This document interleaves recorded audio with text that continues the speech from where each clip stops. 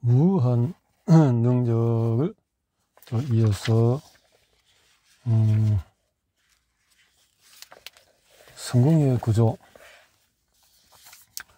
모든 일을 품위 있고 질서 있게 하라. 고전 14장 4절에 있는 말씀, 40절에 있는 말씀. 질서, 우리는 사람들이 성공을 어떻게 하는지를 대응하러 봤다. 탁월한 결과를 만드는 사람들은 정신적으로, 육체적으로 일관되게 특정한 행동을 한다는 것을 알았다.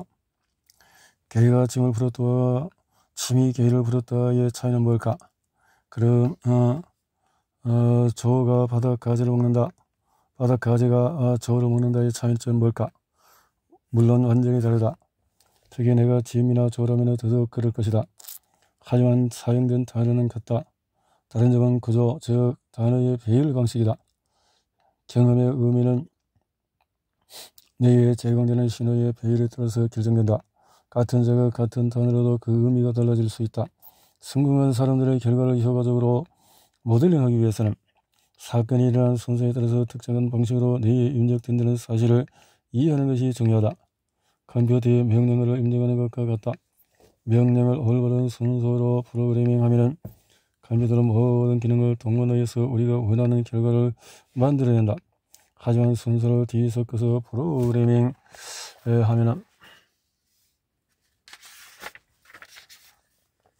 원하는 결과를 얻을 수 없다. 특정 결과를 얻기 위해서 함께 작동하는 모든 요소, 다양한 장르와 내적인 표상, 하위 감각 요소의 필수적인 구조에 대해서 설명하기 위한 전력이라는 단어를 사용하고자 한다. 우리는 삶에서의 모든 것에 대해서 사랑, 매력, 동기부여, 판단 등의 감정 전력을 가지고 있다. 예를 들어서 사랑을 위한 전략이 무엇인지 알게 되면 의식적으로 사랑의 내적 상태를 촉구할 수 있다. 어떤 행동을 어떤 순서로 배열해야 하는지 안다면 우유부단한 사람도 신속하게 결정을 내릴 수 있다. 어떤 것을 입력해야 내부의 바이오 컴퓨터에서 원하는 결과를 얻을 수 있을지를 알게 된다. 이 구성 요소와 전략의 활용은 빵을 굽는 것과 유사하다. 세상에서 가장 맛있는 초콜릿 케이크를 만드는 사람이 있다고 할 때 우리들 같은 품질의 케이크를 만들 수 있을까? 물론이다. 그 사람의 레시피를 알면 가능하다. 레시피가 전략이다. 즉 어떤 재료가 필요하고 원하는 결과를 얻기 위해서 그 재료를 어떻게 사용할지에 대한 구체적인 계획이다. 우리의 신경체가 모두 같다면 사용할 수 있는 자원도 모두 같다고 할 수 있다. 전략에 따라서 결과가 결정이 되면 이것이 자원을 이용하는 방법이라고 할 수 있다. 비즈니스도 적용이 된다. 풍부한 자원을 보유한 기업보다도 자원을 가장 잘 활용할 수 있는 전략을 가진 기업이 시장을 지배한다. 그렇다면 숙련된 제빵사처럼 최고 케이크를 만들려면 무엇이 필요할까? 레시피를 그대로 따라해야 한다. 그러면 같은 결과를 가질 수 있다. 이 제빵사는 수년간 시행착오를 겪은 끝에 최고의 기술을 터득했다. 그렇기 때문에 그 레시피를 모델링함으로써 많은 시간을 절약할 수 있다. 경제적으로 성공하고 활력과 건강을 유지하고 행복하고 사랑받는 것에 전략이 필요하다. 이미 경제적으로 성공을 이뤘거나 타인의 관계에서 원하는 사람을 찾아내어 그들의 전략을 적용하면 엄청난 시간과 노력을 절약하면서 똑같은 성과를 얻을 수 있다. 이것이 모델링의 힘이다. 몇 년씩 그 일에 매여있지 않아도 된다. 우리가 효과적으로 요리하는 데 레시피는 어떤 도움이 될까? 우선 음식을 만드는 데 필요한 재료를 알려준다. 인간 경험이라는 방법에서 필요한 재료는 우리의 오감이다. 모든 인간의 결과는 시각, 청각, 촉각, 미각, 후각과 같은 뇌적 표상 시스템을 특정하게 사용함으로써 구축되거나 생성된다. 레시피를 개발한 사람과 똑같은 결과를 얻기 위해서는 또 무엇이 필요할까? 재료가 얼마나 필요한지 알아야 한다. 전략에서 우리는 하위 감각 요소를 정량화해서 생각할 수 있다. 레시피는 우리에게 필요한 향도 구체적으로 알려준다. 예를 들어서 얼마나 밝고 얼마나 어둡고 얼마나 가까운지와 같은 시각적인 요소가 얼마나 있어야 하는지를 알려준다. 속도가 어느 정도인지 질감이 어느 정도인지도 가르쳐준다. 그러면 다 된 건가? 어떤 재료를 얼마나 사용해야 하는지를 알면은 똑같은 품질의 케이크를 만들 수 있을까? 그렇지가 않다. 생산구조, 즉 언제 무엇을 어떤 순서로 해야 하는지를 알고 있어야 한다. 케이크를 구울 때에 제빵사가 마지막에 넣어야 할 것을 제일 먼저 넣으면 어떻게 해야 될까? 같은 품질의 케이크가 나올 수 있을까? 그렇지가 않다. 하지만 같은 재료, 같은 양, 같은 순서로 케이크를 만들면 당연히 같은 결과를 얻을 수가 있다. 동기를 부여하거나 물건을 구매하거나 사랑을 하거나 누군가의 마음을 사로잡는 것 등에도 전략이 필요하다. 정해진 순서대로 특정한 자극을 주면은 항상 특정한 결과에 도달한다. 전략은 내려는 자원의 근거를 여는 비밀번호와도 같다. 번호를 알고 있어도 순서가 틀리면 근거를 열 수가 없다. 하지만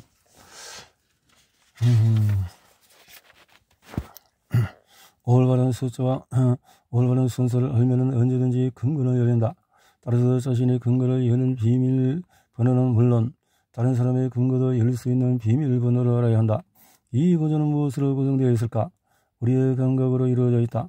우리는 내부와 외부 두 가지 차원에서 감각적인 입력을 처리한다. 구조란 우리의 외적인 경험과 내적 표정을 벽돌처럼 쌓는 방법이다. 예를 들면 두 가지 종류의 시각적인 경험을 할 수가 있다.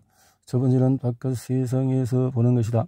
이 책을 읽으면서 흰 바탕에 검은 글씨를 보면 시각적인 외부 경험을 하는 것이다. 두 번째는 내부적인 시각이다. 앞쪽에서 시각적인 양식과 하위 감각 형식을 정신 속에서 체험한 것을 기억할 것이다. 우리는 실제로 그곳에 있으면서 해변이나 구름을 보고 행복하거나 힘든 시간을 보내지 않았다. 시각적인 방식으로 경험했을 뿐이다. 다른 감각도 마찬가지다. 창밖에서 기차 소리가 들린다면 그것은 외적인 청각이다. 또한 마음속에 목소리를 들을 수 있다면 이것은 내적인 청각이다. 목소리의 톤이 중요하다고 여겨진다면 바로 청각적인 하위 감각 양식인 음색이다. 목소리로 전달된 말이 중요하다고 여겨진다면 그것은 청각적인 내부 언어다. 우리가 앉아 있는 의자의 팔걸이에 대한 질감을 느낀다면 외적인 운동 감각이다. 또한 무언가로 기분이 좋아지거나 나빠지는 느낌을 받을 수 있는데 이것은 내적인 운동 감각이다. 레시피를 만들려면 어떻게 무엇을 이해하는지 설명하는 시스템이 있어야 한다. 그래서 우리에게는 전략을 설명하는 표지기의 체계가 있다. 약자로 시각은 청각은 또 운동 감각은 키로 표시하고 내부적인 것은 외부적인 것은 또 이렇게 표기한다. 단적 표기법으로 이렇게 해서 우리는 모든 것에 대한 전략적 계속적인 구체적인 결과를 만들어내는 내적인 표상 패턴을 가지고 있다. 하지만 그 전략을 제대로 사용할 줄 아는 사람은 거의 없다. 어떤 자극을 받았는지에 따라서 다양한 내적인 상태를 오간다. 우리가 해야 할 일은 원하는 상태를 만들 수 있도록 우리의 전략을 파악하는 것이다.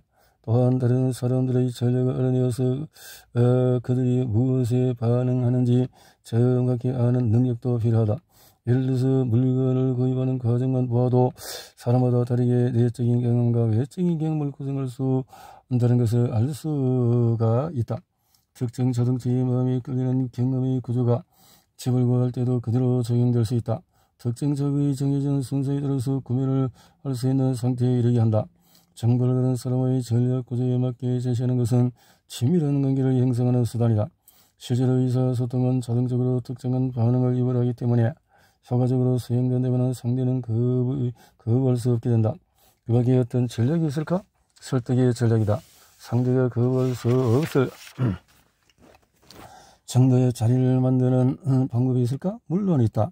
동기부여, 유도 전략, 학습 전략, 운동 전략, 판매 전략 모두 더할 나위 없어졌다. 그렇다면 우울증은 어떨까? 아니면 황홀함은 이와 같은 감정을 만드는 세상의 경험을 특정한 순서대로 나타내는 특정한 방법이 있을까? 그렇다. 효율적인 관리를 위한 전략도 있다. 창의력을 발휘하기 위한 전략도 있다. 어떤 것에 자극을 받을 때 우리는 그에 맞는 내적인 상태로 들어간다. 즉시 원하는 내적인 상태에 접근하려면 전략이 무엇인지 알아야 한다. 다른 사람들이 사용하는 전략을 파악해야 이들이 원하는 것을 제공할 수 있다. 그래서 우리가 해야 할 일은 특정한 결과, 저 특정한 내적 상태를 만드는 구체적인 순서와 구체적인 전략 구조를 찾는 것이다. 그렇게 할 수 있고 기꺼이 그에 필요한 작업을 수행하려고 할 때 원하는 세상을 만들 수 있다. 음식이나 물과 같은 삶의 물리적인 필수품 외에 우리가 원하는 것은 완전한 내적인 상태다. 원하는 내적 상태에 이르기 위해서 반드시 알아야 하는 것을 올바른 전략 구조다. 나는 미국 육군과 일할 때 가장 성공적인 모델력을 경험했다. 한 육군 장군을 소개받고 NLP와 같은 최적의 성과 기법에 대해서 설명했다. 너는 그가 실시하고 있는 모든 훈련 프로그램의 운영 시간을 절반으로 줄일 수 있으며 심지어 그 짧은 시간에 사람들의 능력을 향상시킬 수 있다고 말했다. 파격적인 제안이었다. 그렇지 않은가? 장군은 관심이 있었지만 확신은 없었기 때문에 NLP 기술만 가르치도록 NLP 교육 과정을 성공적으로 끝낸 후 나는 여건과 훈련 프로그램을 만들고 동시에 한 그룹에게 모델링하는 방법을 교육하기로 계약을 맺었다. 그런데 계약적으로는 성과가 있을 때만 돈을 지불하기로 되어 있었다. 내가 맡은 첫 번째 프로젝트는 사람들에게 45 국영권총을 목표물에 정확하게 발사하는 방법을 가르친 대신에 가르치는 4일간의 프로그램이었다. 과거에는 이 교육 과정을 이수한 병사 중에서 평균 70%만 합격했는데 장군은 이 수준이 자신이 예상할 수 있는 최고치라고 말했다. 이 시점에서 어떤 일부터 해야 할지를 생각해봤다. 나는 태어나서 한 번도 총을 쏘아본 적이 없었다. 총을 쏜다는 생각조차 하기 싫었다. 원래는 존 그라인더 나와 이 프로젝트를 함께로 하기로 되어 있었다. 그는 사격을 해본 경험이 있어서 이 문제는 충분히 해결할 수 있을 것이라 생각했다. 하지만 존이 바쁜 일정 때문에 갑작스럽게 이 프로젝트에 참여하지 못하게 되었다. 근데 나는 마음 상태가 어땠는지 상상했을 것이다. 게다가 몇몇 교관이 내가 성공하면 돈을 받게 된다는 것을 알고 어떻게든 이를 방해할 것이라는 소문이 있었다. 너에게 번대를 보여주겠다는 것이다. 총을 쏜 경험도 또 최고의 파트너인 존도 없고 내가 실패하기만 기다리는 사람들을 많이 있다는 사실을 알았지만 나는 어떻게 했을까? 먼저 마음속에 만들어진 커다란 실패 이미지의 크기를 대폭 축소했다. 그런 다음에 내가 할 수 있는 것에 대한 새로운 내적인 표상을 수립하기 시작했고 나는 내 신념적이라 여건 최고의 교관도 못하는 것을 어떻게 할 수 있겠어? 그래서 교관은 자신의 분야에서 최고일지 모르지만 성과에 대한 내적인 표상 또 효과나 명사수를 모델링하는 방법에 대해서는 아는 게 거의 없지로 바꾸었다. 나 자신의 자원이 풍부한 상태로 만들고 나서 장군에게 명사수를 만나야 효과적으로 정확하게 사격할 수 있는 정신적인 육체적인 행동을 구체적으로 할 수 있다고 말했다. 차이를 만드는 방법을 찾아내면 그것을 병사들에게 가르치고 짧은 시간에 원하는 결과를 얻을 수 있을 거라고 판단했다. 나는 모델링 팀과 함께 명사수들이 공유하는 핵심적인 신념을 찾아내었고 이것을 제대로 생각하지 못한 병사들의 신념과 비교했다. 다음으로 명사수들의 공동된 정신구조와 전략을 찾아내고 이것을 복제하여서 처음 소개하는 병사들에게 가르쳤다. 이 구조는 수십만 발 아마도 수백만 발의 총을 쏜 경험에서 미세한 변화의 결과였다. 그런 다음에 생리체계의 주된 구성 요소를 모델링했다. 효과적인 사격이라는 결과를 얻기 위해서 최적의 전략을 찾아내고 신병들을 대상으로 하루반의 훈련 과정을 고안했다. 결과는 어땠을까? 이틀이 채 안 되는 기간에 병사의 100%가 사격 시험을 통과했고 최고 수준 과정에 합격한 사람도 일반 4일 과정 참여보다도 3배 이상 많았다. 이 신병들에게 사격 전문가들이 했던 것과 동일한 신호를 뇌에 생성하는 방법을 가르쳐 줌으로써 이전 과정의 절반밖에 안 되는 시간에 병사들을 최고의 수준으로 만든 것이다. 그런 다음에 내가 모델로 삼았던 사람들, 즉 최고의 사수들을 데려다가서 사격설 전략을 강화하는 방법을 가르쳤다. 1시간이 지난 뒤에 한 병사는 6개월 동안 연습했을 때보다 더 높은 점수를 받았고 또 어떤 병사는 최근의 어떤 대회에서보다도 더 많은 총알을 관역에 맞췄다. 사격 교관은 이 두 사람을 경쟁시켰다. 그는 장군에게 보고하면서 이를 1차 세계대전 이후에 건축 사격 분야의 최고의 비약적인 발전이라고 말했다. 여기서 중요한 점이 경험이 거의 없거나 전혀 없는 불가능해 보이는 상황에서도 결과를 만드는 방법에 대한 훌륭한 모델이 있으면 그 모델이 하는 일을 구체적으로 확인하고 복제할 수 있다는 것이다. 그러므로서 가능하다고 생각했던 것보다도 훨씬 짧은 시간 내에 유사한 결과를 얻을 수 있다.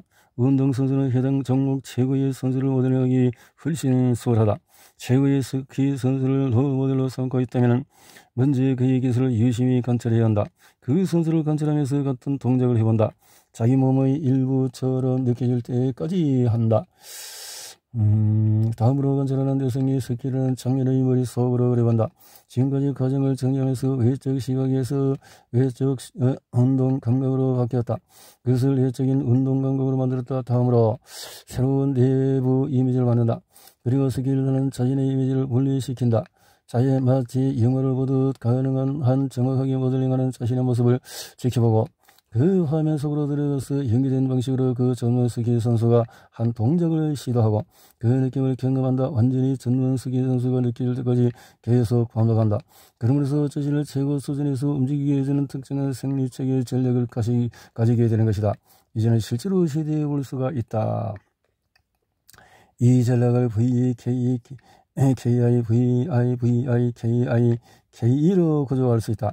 이것은 들었는 것을 모델링하는 수많은 방법 중에 하나다. 결과를 도출하는 방법은 무수히 많다는 것을 잊지 마라. 옳은 방법에서 틀린 방법은 없다. 오로지 원하는 결과를 얻는 데 효과적이거나 효과적이지 않은 방법만 있을 뿐이다. 어떤 사람을 모델링할 때 그 사람이 수행하는 일에 대한 정보가 정확할수록 더 확실한 결과를 얻을 수 있다. 가장 이상적인 것은 모델링하려는 대상의 내적인 경험과 신념체계뿐만 아니라 기본적인 전략 구조도 모델링하는 것이다. 그러나 대상을 관찰하는 것만으로도 사람의 생리체계를 상당 부분 모델링할 수 있다. 그리고 생리체계는 우리의 현재 상태와 결과를 만들어내는 또 다른 요소다. 이 요소는 과정에서 다룰 것이다. 전략과 구조의 이해 여부에 따라서 큰 차이가 생길 수 있는 중요한 영역 중에 하나는 가르치고 배우는 교육 분야다. 학습에 진전이 없는 아이들이 있을 때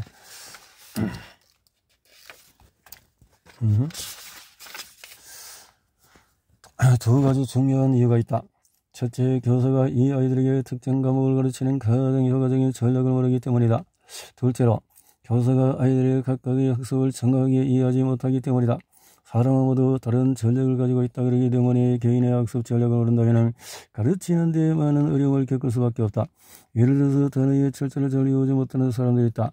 단어를 잘 외우는 사람들보다도 지능이 떨어지기 때문일까? 아니다. 철자를 잘 외우는 사람은 구조, 즉 주어진 상황에서 정보를 처리하고 저장한 다음에 나중에 그 정보를 검증할 수 있는 능력이 뛰어나기 때문이다. 일관된 결과를 얻을 수 있는지 여부는 단순히 현재의 사고자가 대해서 요구하는 작업을 지원하는지 여부에 달려있다.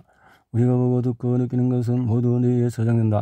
수많은 연구 사례에 따르면 최면 상태에 있는 사람들은 의식할 때에 기억하지 못하는 것들까지 기억할 수 있다고 한다.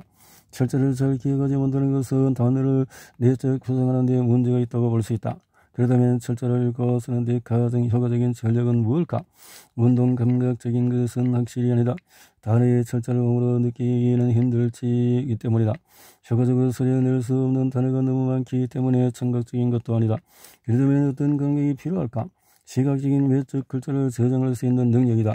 철자를 배우는 방법은 언제든지 쉽게 접근할 수 있는 시각적인 이미지를 만드는 것이다. 엘버키키라는 도시명을 예로 보겠다.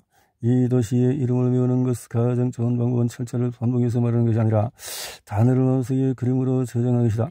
다음 장에서 우리는 뇌에 접근하는 것을 배울 것이다. 예를 들어서 NLP의 창시자인 벤들러와 그라인들은 우리의 눈이 움직이는 위치에 따라서 신경치기가 가장 쉽게 접근할 수 있는 부분이 결정된다는 점을 발견했다. 이러한 접근 단서는 다음 장에 자세히 알아내 볼 것이다. 지금까지 밝혀진 바로는 대부분의 사람들의 왼쪽을 올려다볼 때 시각적인 이미지를 가장 잘 기억한다고 한다.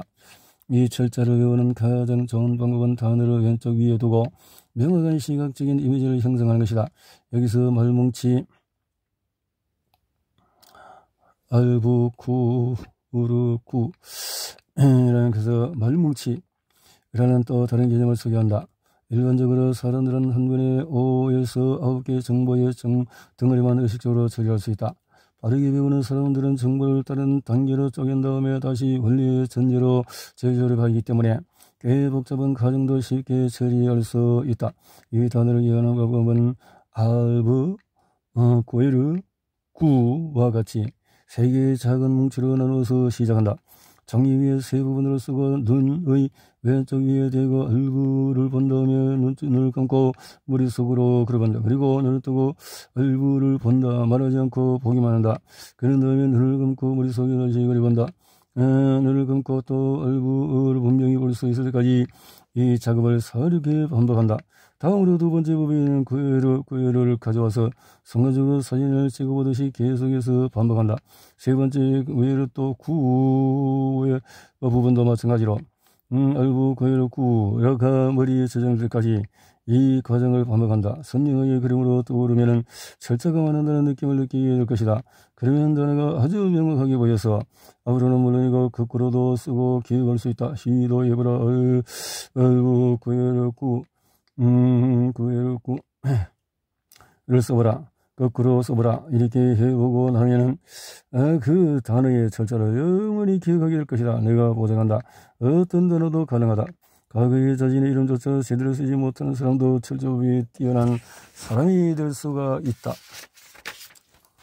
학습의 또 다른 이점은 다른 사람들이 선호하는 학습 전략을 발견할 수 있다는 점이다. 앞에서 언급했듯이 사람들에게는 자신만의 정신구조와 가장 자주 사용하는 특징적인 정신 영역이 있다. 그러나 우리는 개인의 강점에 맞춘 방법으로 가르치지 않는다. 모두가 같은 방식으로 학습한다고 가정한다. 한 가지 예를 들어본다. 얼마 전에 한 남학생이 찾아왔다. 난독증 때문에 글을 읽지 못한다고 했다. 정신적으로 문제가 있다는 단서도 보여주었다. 나는 그의 경험을 운동 감각으로 처리하고 말했다. 그가 정보를 처리하는 방식을 알게 되자 도움을 줄 수 있겠다는 생각이 들었다. 이 학생은 자신이 느끼는 아주 잘 이해하는 능력이 있었다. 그러나 표준적인 교육 과정은 대부분이 시각적이나 또 청각적이다. 그는 학습에 장애가 있는 것이 아니었다. 문제는 교사들이 그가 정보를 효과적으로 인식하고 저장한 난 후에 다시 분류하는 그의 고유한 방식을 제대로 알아보지 못하는 데 있었다. 내가 맨 먼저 한 일은 그 진단서를 찢어버리는 것이었다. 이건 쓰레기야라고 그가 말했다. 이 행동이 그의 관심을 갖다 그는 흔히 하는 상담자의 질문을 예상하고 있었다. 그러나 나는 신경체계로 제대로 사용하는 방법에 대해서 함께 이야기하는 것을 상담으로 시작했다. 학생은 운동을 꽤 잘하는 것 같은데 그렇지 않아? 라고 말했다. 그러자 네 잘하는 편이에요 라고 말했다. 이야기를 나눠보니까 그가 뛰어난 서프라는 사실을 알게 되었다. 서핑 이야기를 시작하자 소녀는 금방 신이 났고 효과적인 몰입 상태가 되었다. 교사들이 판단하는 것보다도 훨씬 더 수용적인 내적인 상태에 있게 된 것이다.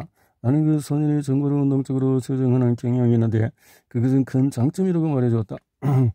그의 이러한 학습 방식이 그가 철자를 읽고 쓰는 것을 어렵게 만든 것이다.